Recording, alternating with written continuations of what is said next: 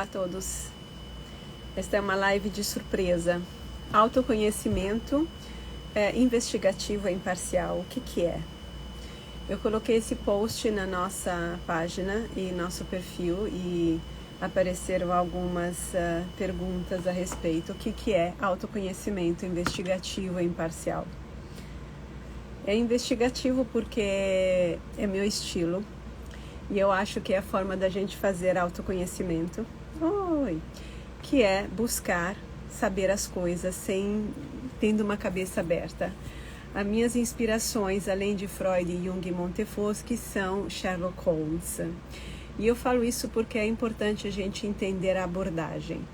Na psicanálise pós-junguiana de Silvia Montefoschi, não temos parâmetros fixos. O que temos é um movimento dialético em que a psicanálise é um método de conhecimento. Tipo, você tem as ferramentas, que porém não são materiais, né? É uma forma de enxergar, é uma forma de perceber e de entender as coisas que te permitem enfrentar qualquer coisa. Hoje mesmo, estava em sessão com uma paciente que teve uma crise a respeito de não atender às minhas expectativas, né? Porque ela tem uma criação, uma forma de entender as coisas que está baseada num eu tenho que estar à altura e se surgir tal assunto, eu tenho que realizar.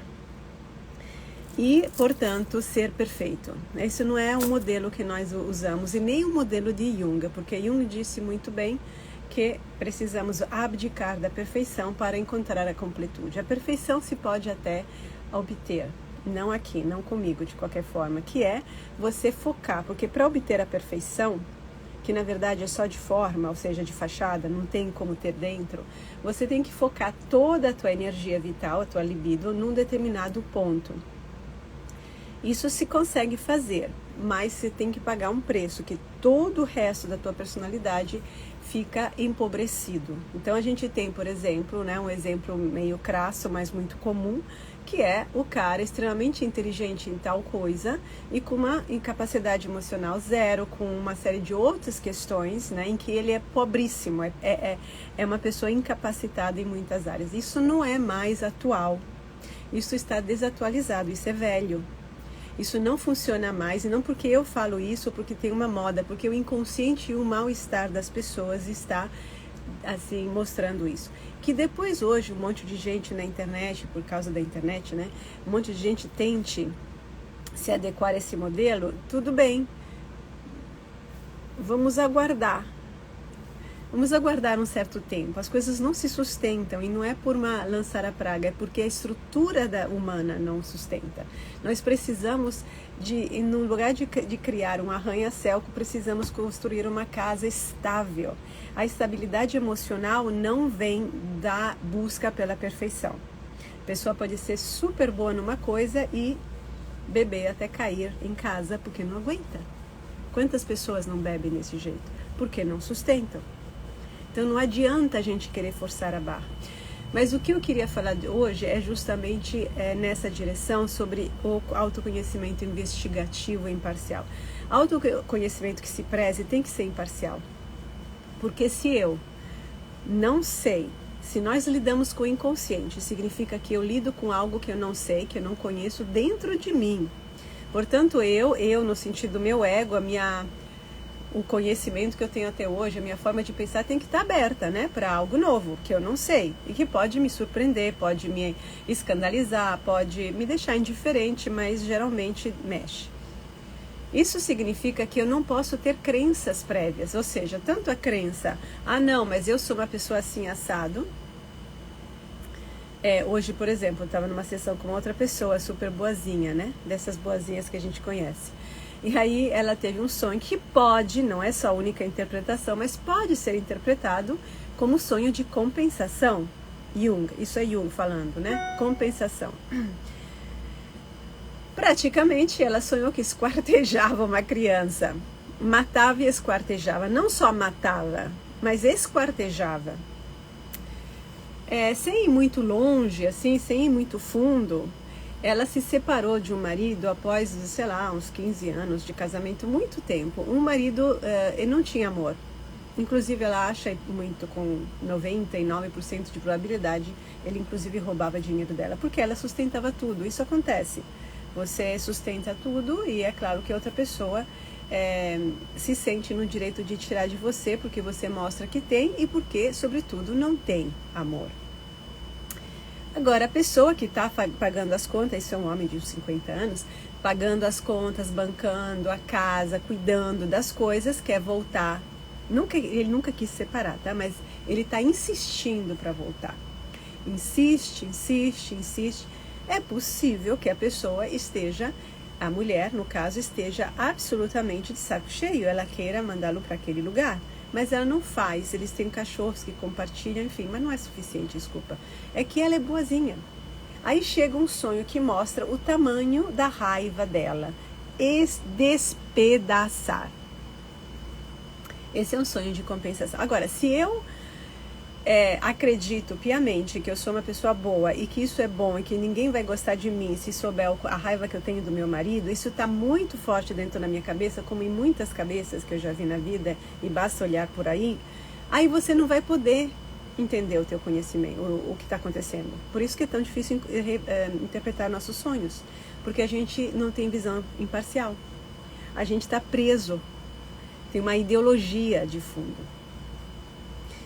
Então, imparcialidade é isso. Eu tenho que saber encarar qualquer coisa que eu tenha esperado, que eu tenha gostado, que meus pais me disseram que era bom ou ruim, ou que o mundo. E tem mais. Eu quero chegar mais longe.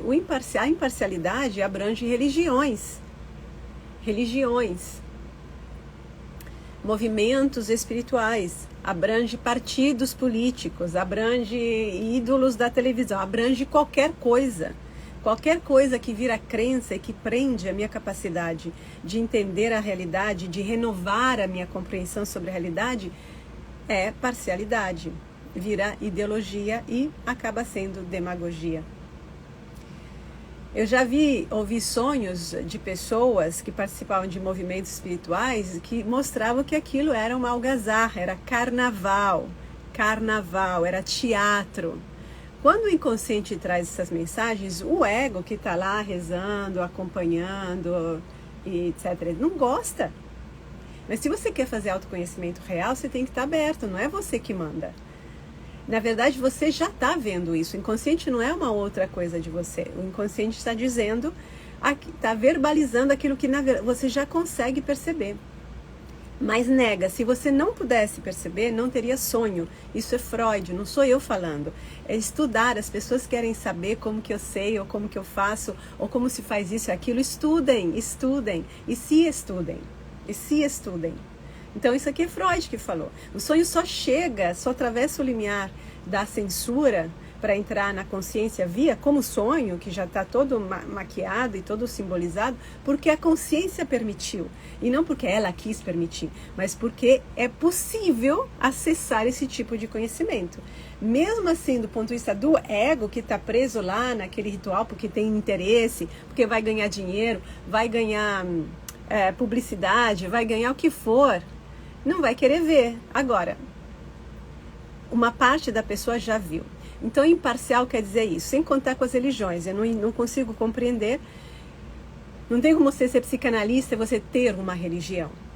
Não quer dizer que você não possa ter, mas você tem que ser grande o suficiente para que a religião não seja institucionalizada, mas seja uma experiência religiosa. Aí é quase que obrigatório, na verdade, porque Jung tinha uma experiência religiosa. A experiência religiosa é uma experiência íntima que nós alcançamos no processo lá, não digo no final, mas no processo avançado de autoconhecimento. E aqui não tem nada a ver com as religiões institucionalizadas, mas se você tem uma religião institucionalizada, não tem como você promover o autoconhecimento real. Você pode ser psicóloga, não psicanalista. Investigativo, por quê? Porque essa é a postura com a qual a gente tem que olhar para as coisas e temos que ter muita paciência. Leiam, alunas, leiam Sherlock Holmes. Ele é uma versão intelectual, assim, mental, intelectual, do arquétipo do guerreiro. O arquétipo do guerreiro, ele não fica chorando que fez dodói. a cada esquina. O guerreiro, ele é também o caçador, é mesmo arquétipo, ele sabe ficar na neblina, no frio da manhã cedo, da manhã cedinho, horas esperando a presa. Ele não fica choramingando porque o joelho está machucado. O guerreiro tem paciência, ele não pode ser impulsivo, porque ele vai se matar, ele vai se acabar. O guerreiro, ele é disciplinado. O guerreiro tem mira, ele não fica atirando por todo lado, não é um histérico que fica gritando toda hora. Não, o guerreiro tem controle, tem poder sobre si. E o arquétipo do guerreiro que se preze, ele trabalha para o rei, não para quem lhe dá dinheiro. Ele não é um mercenário, ele não é um vendido, ele tem integridade. Conta-se que o samurai, tendo sido cuspido na cara por alguém, não revidou.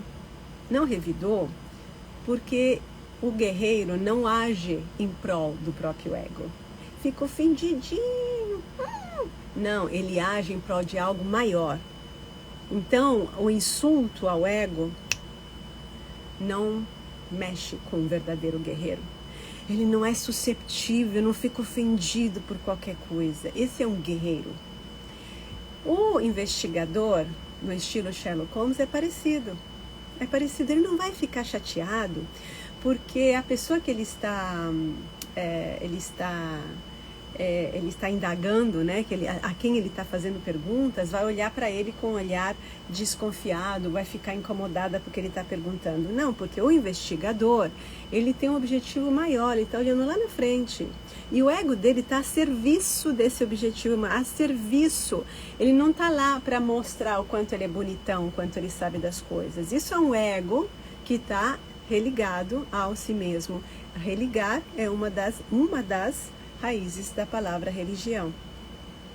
Então, o autoconhecimento investigativo não vive de palavras prontas, de receitas, porque cada crime tem a sua própria lógica, não?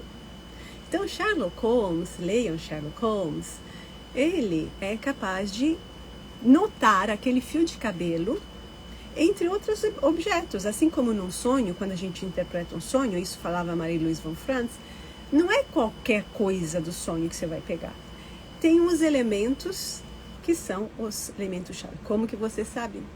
Experiência, observação, paciência, autoconhecimento. Não tem controle remoto. Não tem autoconhecimento que se faça com controle remoto, com fórmulas prontas, com imersões de uma semana, 2 semanas, um mês, um dia, um final de semana, ou pela iluminação das entidades. Não tem.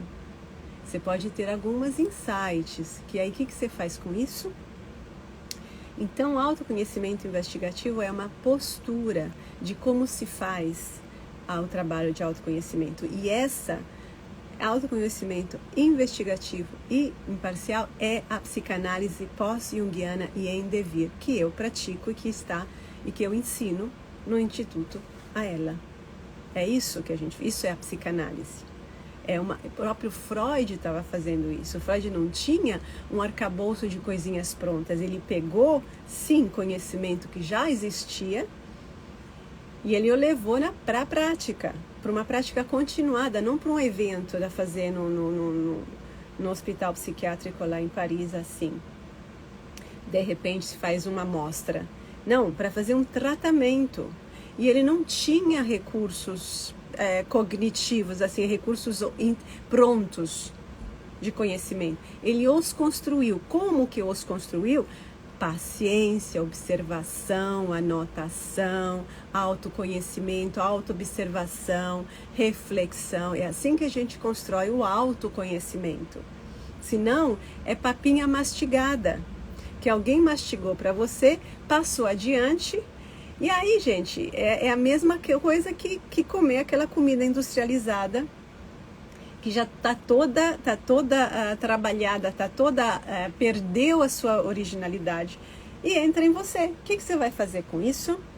Eu tenho uma outra paciente que abriram-se espaços internos E aí estão vindo imagens, memórias de outras vidas e muitas reflexões boas. Ela não está há muito tempo, 6 meses não é muito tempo, e ela está indo muito bem. Não para ela, para mim tá. Para ela, queria estar onde? Você é funcionária pública. O teu cérebro está acostumado a fazer certas coisas. Então, você se estruturou, inclusive nas tuas sinapses, para um determinado tipo de entendimento, de absorção de conteúdo. Agora, abrir-se para isso não é assim. Se a gente acha que é assim, é porque a gente está subestimando, por ignorância, pura e crassa ignorância sobre a psique, a gente está subestimando a nossa complexidade, a gente está fazendo um desserviço para nós mesmos, e aí a gente compensa isso com acusações contra nós mesmos, que somos isso, somos aquilo, eu me sinto burra, é a culpa, blá blá blá. Mas ela estava falando, eu tive porque ela viajou e ela foi num lugar e aí ela olhava para as coisas e viu imagens de sonhos antigos.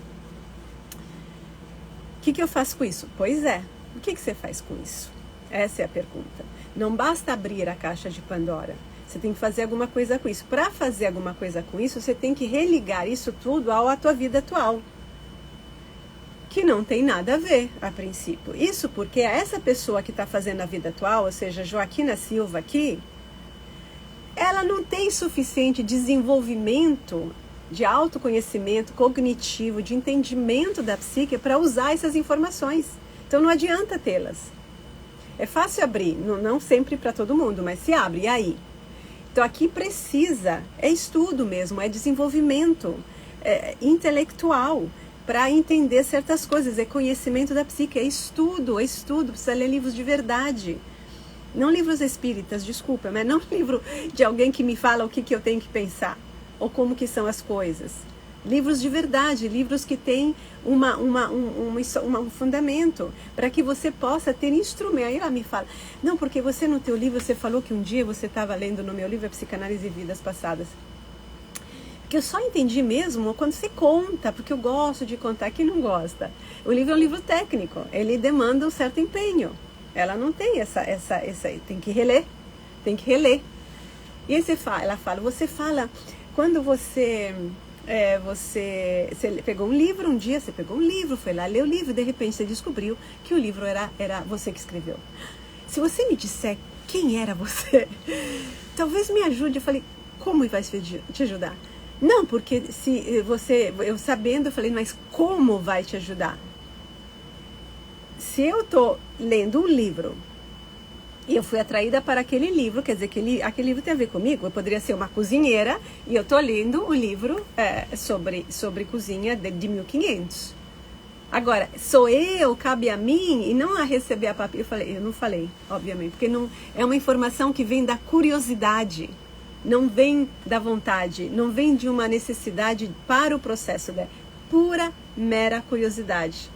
E aí eu viro mais um objeto de curiosidade que está no circo mostrando quanta coisa diferente. E ela nisso esquece dela. A questão é, o que é que te atrai, por que te atrai? Esse é um trabalho que é o trabalho de análise. É isso que é fazer psicanálise. É você ir descobrindo coisas que você não sabe. Sem alguém te dar prontinho, porque se eu falo para ela aquilo que eu já estou vendo e já sei dela, e sem ajudá-la a chegar nesse lugar, a ela enxergar, não estou fazendo o meu trabalho. Às vezes eu faço isso, dentro de um contexto e para chegar em outros lugares, mas senão não se faz. É a pessoa que tem que arregaçar as manguinhas e trabalhar, e quebrar a cabeça, escrever lá o que está acontecendo e se fazer perguntas que não têm respostas. Todas as coisas que vieram à tona para ela foram porque ela aplicou o meu método, que é de fazer perguntas, socraticamente. E aí vieram respostas. Agora eu falei, olha, eu estou levando em consideração tudo que você está me falando, de uma vida aqui, uma vida lá, ela se viu assim, essa vida lá. Eu não tenho como saber se isso é real, porque eu não estava lá, porque eu sei que você tem pouco tempo de autoconhecimento real. Antes ela fez várias terapias assim, dessas coisas espirituais, e você não sei o que estava acontecendo. quando você teve essas visões, porque senão a gente fica na visão, ou no sonho, sei lá, na visão, e não religa isso com a nossa realidade cotidiana. Por exemplo, com o sonho que ela teve do menino que ela mata e esquarteja. E aí continua o sonho, tá? Continua porque aparece de fato o ex-marido dela e etc, etc. Então, eu tenho que saber o que está acontecendo. Aí muitas vezes as pessoas não me contam a vida real delas, porque como se não importasse, vai logo para um lugar ali, a gente projeta. Esse que é o grande problema. A gente não pode passar da matéria, por assim dizer, né, do corriqueiro da vida que acontece, e aí vai para o espiritual. Tem um meio de campo muito grande que se chama psique. É nesse meio de campo que se encontra o nosso laboratório, o nosso escritório e a nossa universidade. É aqui que é só nosso esse lugar e que nos cabe ocupar dignamente e seriamente. E isso é trabalho nosso. A papinha não vem pronta. É o trabalho de descoberta, de aprofundamento, de abrir caminho na mata, tipo bandeirantes, sem violência, né? Na mata, não tem caminho. Você pode aproveitar coisas que o mundo te oferece, qualquer coisa, mas você tem que depois abrir o teu caminho. Então, autoconhecimento investigativo imparcial significa isso. Você não se pendura em fórmulas já prontas. Alguém na supervisão falou para alguém, quando que eu faço essa pergunta? Não tenho como te dizer quando você vai exatamente, quando eu vou falar na próxima supervisão que eu vou fazer, eu vou dizer, quando o paciente levanta o sobrancelho assim, aí você faz essa pergunta. Parece que é isso. Se a gente for usar psicanálise com formulazinhas, é isso. É patético desse jeito. Psicanálise é algo difícil, não é para todo mundo mesmo. Apesar de ser para todo mundo. E, idealmente, é para se assim, espalhar para todo canto. Mas a psicanálise significa que você tem que desenvolver o teu raciocínio. E é saber arriscar, saber poder errar. Dificilmente você vai acabar com uma pessoa. Saber errar, experimentar, olhar, observar. Para isso você tem que ter a mente sóbria e estar lá, estar em relação. Outra perguntou, não, mas não sei sobre um sonho, mas por que está a irmã dela aqui? Não sei, no sonho estava a irmã dela. Aí a supervisora falou, e por que você não pergunta? Amore, a pessoa está na tua frente, pergunta. É uma relação, as pessoas são boas nas relações sociais, não são boas na verdade aqui, do olhar um no outro. Vamos entender. É difícil, porque a nossa sociedade está toda estruturada em papéis. Então você tem papéis, se você não está dentro de um papel, aí você não vale nada, e a outra pessoa de fato te trata assim. Mas um psicanalista, como Montefoschi disse, tem que ser completamente desconstruído disso e ousado. Senão ele vai colocar a outra pessoa numa caixinha. As pessoas gostam de caixinhas, mas que então vão procurar outros tipos de tratamento. A caixinha, ela sufoca, mas te dá uma segurança. Você sabe o que tem que fazer. Não tem. Aqui é você, com Deus, o mundo, as estrelas, e um instrumento que te ajuda a navegar, uma bússola. Eu acho que não tem nada de mais precioso do que uma bússola. Para chegarmos a isso, é autoconhecimento investigativo e imparcial, sem outros jogos. Imparcial significa também que a minha entrada econômica não tem a prevalência sobre o que é certo fazer em sessão, tá? Cuidado que isso é muito mais comum do que parece. Conheço muita gente de ouvir falar, porque pessoalmente eu não tenho esse acesso. Paciente não é emprego, não é cabide de emprego. Muito fácil que seja assim. Então é um processo de libertação, inclusive dos esquemas da nossa sociedade, que é construída assim.